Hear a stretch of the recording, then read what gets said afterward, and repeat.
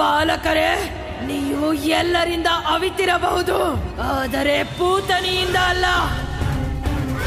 ನೀವು ಅವಿತಿರೋ ಜಾಗದಿಂದ ಹೊರಗೆ ಬನ್ನಿ.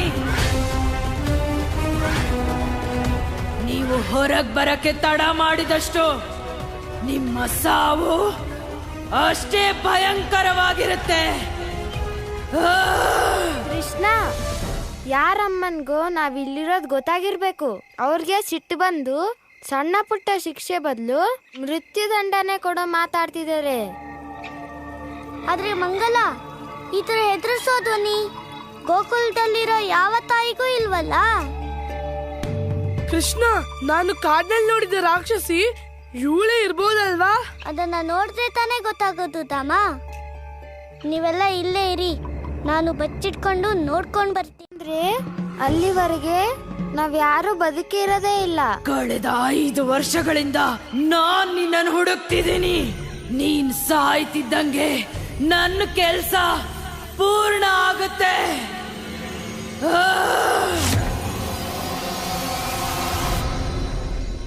ಕೃಷ್ಣ, ನಾವು ಅವಳ ಹಾಲು ಬೆಣ್ಣೆ ಕದ್ದೇ ಇಲ್ವಲ್ಲ, ಮತ್ತ್ಯಾಕೆ? ಕೃಷ್ಣ, ಆ ರಾಕ್ಷಸಿಗೆ ಇನ್ನ ಕೋಪ ಬರಕ್ಕಿಂತ ಮುಂಚೆ ಬಾ, ನಾವೆಲ್ಲ ಅವಳ ಹತ್ರ ಹೋಗಿ ಕ್ಷಮೆ ಕೇಳೋಣ. ಧಾಮ, ಅವಳು ರಾಕ್ಷಸಿ, ನಮ್ಮಮ್ಮ ಅಲ್ಲ.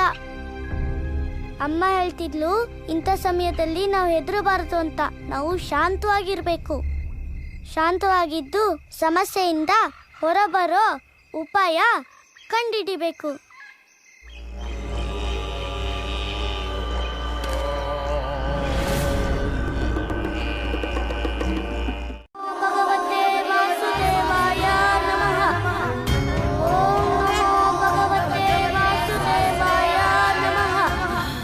ಈ ಧ್ವನಿ ಯಾವುದು?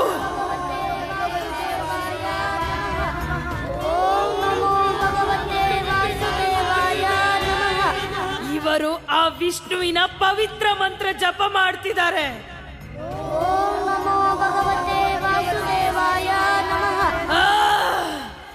ಮೂರ್ಖ ಮಕ್ಕಳೇ, ನಿಮ್ಮನ್ನು ಈ ಪೂತನಿಯಿಂದ ಆ ಹರಿಯು ಕಾಪಾಡುವುದಿಲ್ಲ.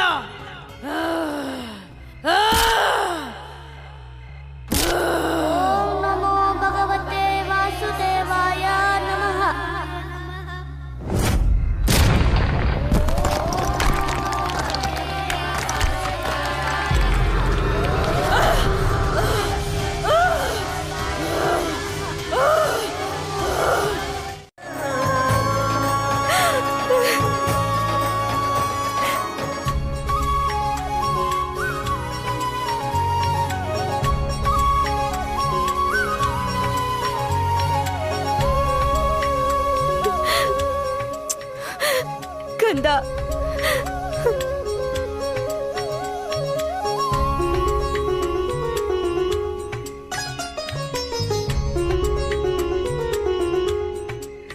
ಕಂದ, ಎಲ್ಲಿ ಹೊರಟೋಗಿದ್ದೆ ಕಂದ?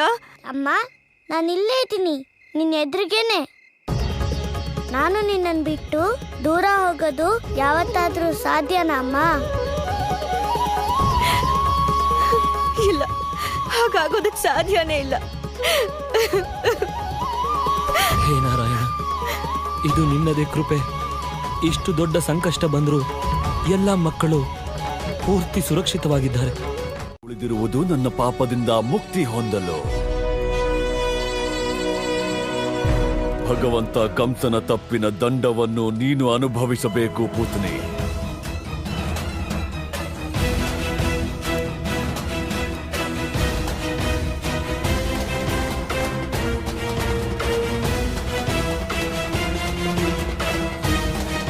ಒಳ್ಳೆಯದಾಗಲಿ. ಭಗವಂತ ಕಂಸ ಪರಮ ಭಕ್ತೆ ಪೂತನಿಗೆ ಇಂದು ಮುಕ್ತಿ ನೀಡುತ್ತಿದ್ದೇನೆ.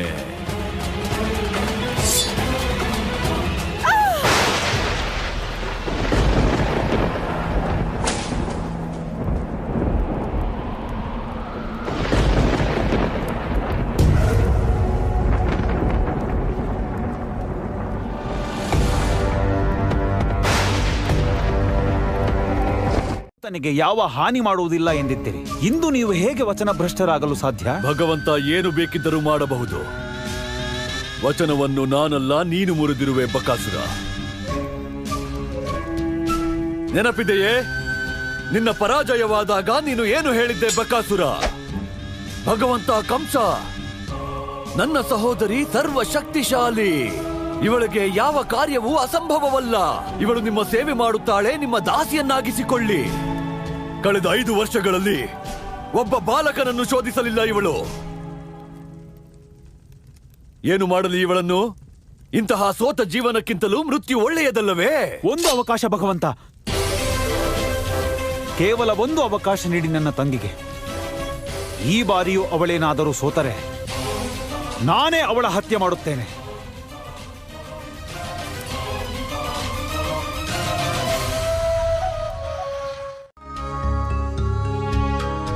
ನಿನ್ನ ಪ್ರೇಮ ಕೇವಲ ನನಗೆ ಅರ್ಥವಾಗುವುದು ಬಕಾಸುರ.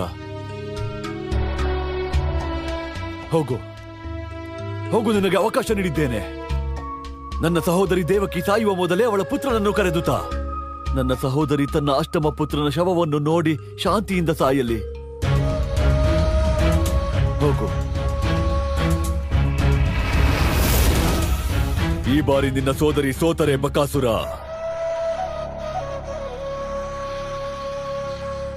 ಆನಂದವೋ ಆನಂದ! ನಿನ್ನ ಕೈಯಲ್ಲಿ ಅವಳ ಕತ್ತು. ಮನಸ್ಸು ಸಂತೋಷದಿಂದ ತಕ ತಕ ತಕ ತಕವೆಂದು ಕುಣಿಯುವುದು.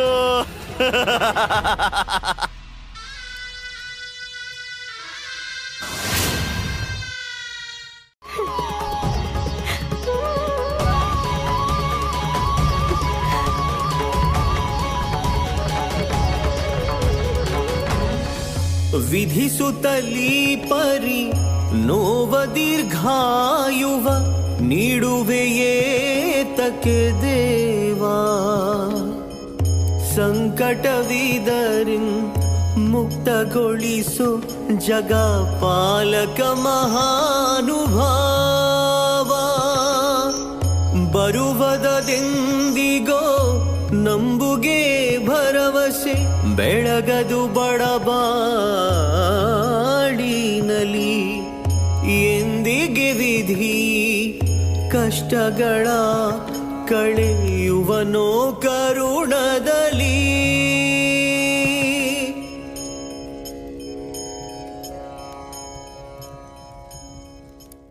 ಖಾಲಿ ಮಾಡೋವರೆಗೂ ಮನೆಯಿಂದ ಹೊರಗೆ ಹೋಗೋ ಹಾಗಿಲ್ಲ. ನಾನ್ ಬೆಣ್ಣೆ ತಿಂದಿಲ್ಲ ಅಂದ್ರೆ ನನ್ ಗೆಳೆಯರ್ನ ನೋಡಕ್ಕಾಗಲ್ವಾ? ಖಂಡಿತ ಆಗಲ್ಲ. ನಿನ್ನೇನು ಬೆಣ್ಣೆ ತಿಂದೆ ಮನೆಯಿಂದ ಹೊರಗೆ ಹೋಗಿದ್ದೆ ನೀನು. ಮೊದಲು ಬೆಣ್ಣೆ ಖಾಲಿ ಮಾಡು, ಆಮೇಲೆ ಗೆಳೆಯರ್ನ ಭೇಟಿ ಮಾಡು. ಆದ್ರೆ ಅಮ್ಮ. ಕೃಷ್ಣ, ನೀನ್ ಬೆಣ್ಣೆ ತಿಂದು ಮುಗಿಸ್ಲಿಲ್ಲ ಅಂದ್ರೆ ನಾನ್ ನಿನ್ ಜೊತೆ ಮಾತಾಡಲ್ಲ. ಸರಿ ಅಮ್ಮ.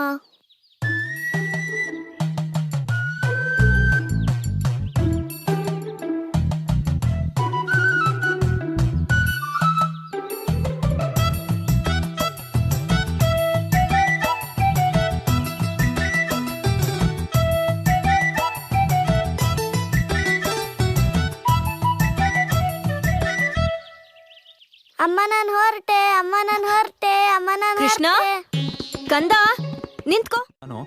ನಾವು ಅದನ್ನೇ ಕರುಗಳಿಗೆ ಮಾಡ್ತಿದ್ವಿ. ಹೌದು ಕೃಷ್ಣ, ನೀನ್ ಹೇಳಿದ್ ನಿಜ. ಹಸುಗಳ ಹಾಲಿನ ಮೇಲೆ ಮೊದಲನೇ ಅಧಿಕಾರ ಕರುಗಳದೇ ಇರುತ್ತೆ.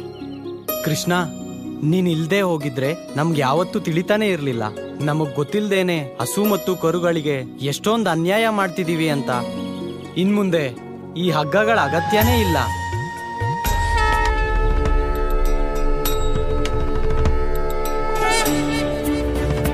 ಇವತ್ತಿಂದ ಯಾವ ಕರುನು ಅದರ ಅಮ್ಮನಿಂದ ದೂರ ಇರಲ್ಲ. ಯಾಕಂದ್ರೆ ಇವತ್ತಿಂದ ಇಡೀ ಗೋಕುಲದಲ್ಲಿ ಯಾವ ಕರುನು ಯಾರು ಕಟ್ ಹಾಕಲ್ಲ.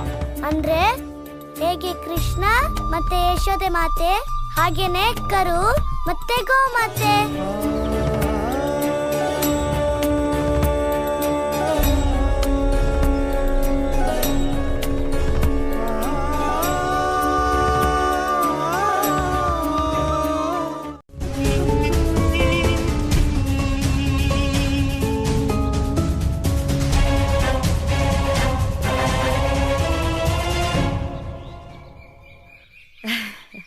ಯಶೋದೆ ಅಕ್ಕ, ನಿನ್ನ ಮಗ ಕೃಷ್ಣನ್ನ ತಪ್ಪದೆ ಕಳಿಸು. ಯಾರಿಗ್ ಗೊತ್ತು, ನನ್ನ ಜೀವನದಲ್ಲಿ ಇಂತಹ ಮುದ್ದಾದ ಮಗುವಿಗೆ ಪಾಯಸ ತಿನ್ಸೋ ಅವಕಾಶ ಮತ್ತೆ ಸಿಗುತ್ತೋ ಇಲ್ವೋ? ನಾನು ತಪ್ಪದೇ ಬರ್ತೀನಿ. ಯಾರಿಗ್ ಗೊತ್ತು, ಈ ತರ ಪ್ರೀತಿಯಿಂದ ಪಾಯಸ ತಿನ್ಸೋರು ಮತ್ತೆ ಸಿಗ್ತಾರೋ ಇಲ್ವೋ?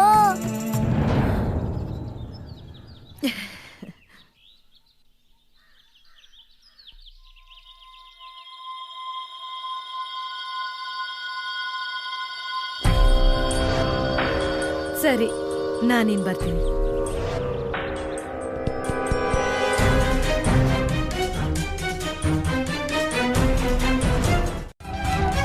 ಈ ಕೃಷ್ಣ ಮತ್ತೆ ಅವನ ಮಾತು, ನಾನು ಏನ್ ಯೋಚನೆ ಮಾಡ್ತೀನೋ ಅದು ಅವನಿಗೆ ಗೊತ್ತಾಗುತ್ತೇನೋ ಅಂತ ನನಗೆ ಒಮ್ಮೊಮ್ಮೆ ಅನ್ಸುತ್ತೆ. ನೀವೇನ್ ಯೋಚನೆ ಮಾಡ್ತಾ ಇದ್ದೀರಾ?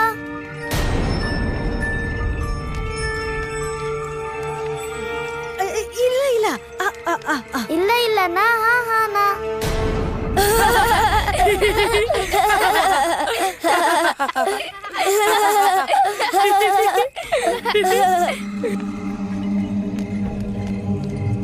ಅಂದ್ರೆ ನಿಮ್ಗೆಲ್ಲ ಪಾಯಸ ತಿನ್ನಿಸ್ಬೇಕಲ್ಲ ಅಷ್ಟೇ, ಅದನ್ನೇ ಯೋಚಿಸ್ತಿದ್ದೆ. ಮತ್ತೆ ಬೇಗ ಬೇಗ ಪಾಯಸ ತಿನ್ಸಿ. ಅಮ್ಮ ಹೇಳ್ತಾಳೆ ಊಟ ಬಡಿಸೋದಿಕ್ಕೆ ಇಷ್ಟೊಂದು ಯೋಚನೆ ಮಾಡಬಾರ್ದು ಅಂತ.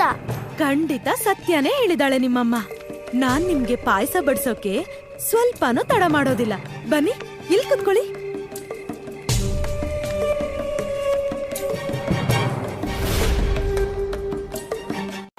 ನೀವು ಮಾಡೋ ಪಾಯಸ ಕೃಷ್ಣ, ನಿನ್ನ ಅಮ್ಮ ಕೈಗೆ ಮೆತ್ತೋ ಬೆಣ್ಣೆ ಎಲ್ಲಿ? ಮತ್ತೆ ನಾನ್ ರುಚಿಯಾಗಿ ಮಾಡಿರೋ ಪಾಯಸ ಎಲ್ಲಿ? ನೀನ್ ಒಂದ್ಸಲ ಈ ಪಾಯಸ ತಿಂದ್ರೆ ನೀನ್ ಮನೇಲಿ ಮಾಡಿರೋ ಬೆಣ್ಣೆನ ಮರ್ತೇ ಬಿಡ್ತೀಯಾ? ಅಷ್ಟೊಂದು ರುಚಿಯಾಗಿರೋ ಪಾಯಸನ ಇವತ್ತಂತೂ ನಾನು ಹೊಟ್ಟೆ ತುಂಬಾ ತಿಂತೀನಿ.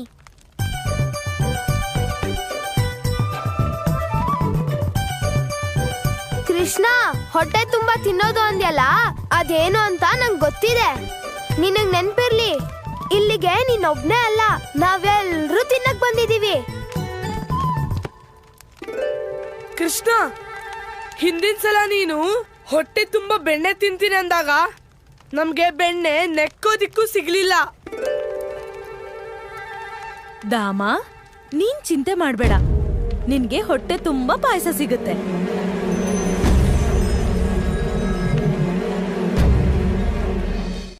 ಕಂಸನು ನನ್ನ ಇಚ್ಛೆಯ ವಿರುದ್ಧ ನನ್ನನ್ನು ವಿವಾಹವಾದಾಗಲೇ ನನ್ನ ಮೃತ್ಯುವಾಗಿತ್ತು. ಅಂದು ನಾನು ಪಿತಾಶ್ರೀಯವರ ಮುಖ ನೋಡಿ ಸುಮ್ಮನಿದ್ದೆ. ಇಂದು ನನಗೆ ಸಂತೋಷವಿದೆ. ಇಂದು ಸ್ವತಃ ಕಂಸನಿಗೆ ತಿಳಿಯಿತು, ಅವರು ನನ್ನನ್ನು ವಿವಾಹವೇನೋ ಆದರು. ಆದರೆ ಇಂದಿಗೂ ನನಗೆ ಅವರ ಮೇಲೆ ಪ್ರೀತಿ ಇಲ್ಲ.